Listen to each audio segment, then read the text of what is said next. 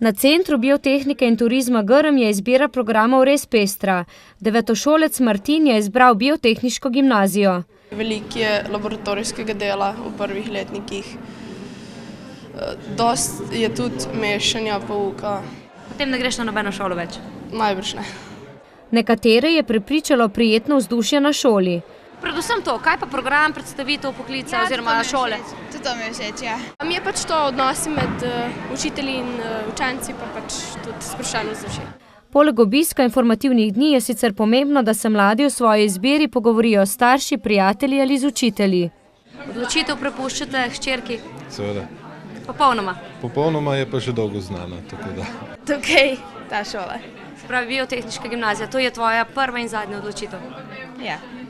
Programi na Sevnem so obetavni, je prepričano vodstvo centra. Vsej odgovarjamo na vprašanja, kaj bomo jedli jutri, v kakšnem okolju bomo živeli in tudi s kakšnimi vrednotami. To je v bistvu tudi glavno povabilo za sestavljanje nekega bodočega jutri.